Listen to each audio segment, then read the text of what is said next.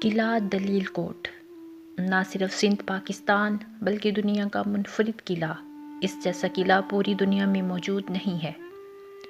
جی ہاں، دلیل کوٹ قلعہ دنیا کا پہلا چکنی مٹی سے بنا گول قلعہ فن تعمیر کا عظیم شاہکار ہے۔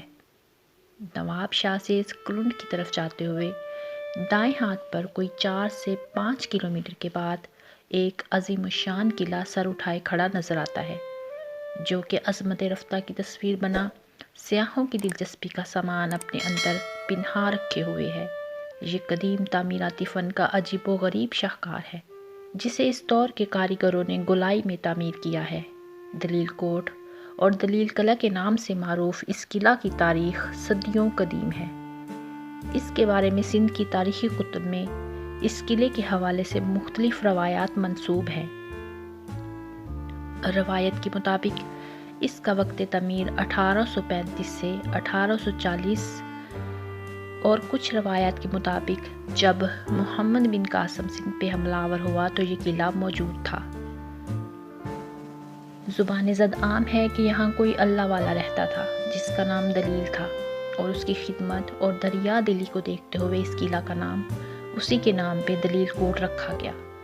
خیر حقیقت کچھ بھی ہو، اس کو بنایا کس نے، مقصد کیا تھا یا کب بنا، تاریخ مکمل شواہد پیش نہیں کرتی، لیکن اپنی نوعیت کا یہ واحد قلعہ ہے جسے گولائی میں بنایا گیا۔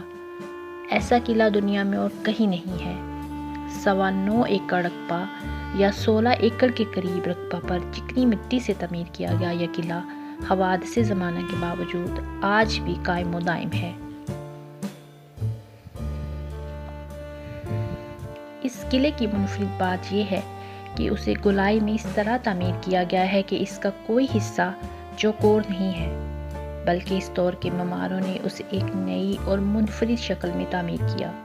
یوں کہہ لیں کہ اس زمانہ میں سائنسی ترقی اور اس دور کی طرح جدید تعمیری مشینری نہ ہونے کے باوجود جس طرح پرکار سے گول دائرہ بنایا جاتا ہے، اسی طرح اس قلعہ کو گول بنایا گیا ہے۔ قدیم آثار کے ماہرین کا کہنا ہے کہ پورے پاکستان میں گولائی کی شکل میں بننے والے کسی قلعے کا وجود نہیں ہے۔ دلیل قلعہ کی دیوار زمین سے 20 فٹ بلند ہے، جبکہ قلعہ کی کچی دیواروں کو سہارا دینے کے لیے زمین کے اندر کھدائی کر کے 4 فٹ اوپر تک دیوار بنائی گئی، اور ان دیواروں کے ساتھ سیڑھیاں بنائی گئی ہیں جن کے ذریعے گھڑ سوار اس دیوار پہ چڑھتے تھے، تاکہ ماحول کا جائزہ لے کر اس کی حفاظت کو یقینی بنایا جا سکے، اور اس کی بناوٹ ایسے کی گئی ہے کہ موسم اس پہ اثر انداز نہ ہو۔ قلعہ کی دیوار کو مزید مضبوط بنانے کے لیے اس میں لکڑی کے تختوں کی بھی چنائی کی گئی ہے۔ اس قلعے کے چاروں طرف خوبصورت انداز میں برج تعمیر کر کے اسے مزید دلکش بنا دیا گیا ہے۔ عمارت کے اندر تہہ خانے واقع ہیں جن کا راستہ اینٹیں لگا کر بند کر دیا گیا ہے۔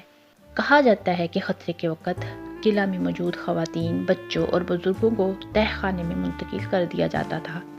ماہرین کہتے ہیں قلعے کے تہہ خانے اپنی مثال آپ تھے، اور ان کی چھتیں اتنی مضبوط تھی کہ ان کے اوپر چلنے والوں کی آوازیں تہہ خانے کے اندر موجود لوگوں کو نہیں سنائی دیتی تھی۔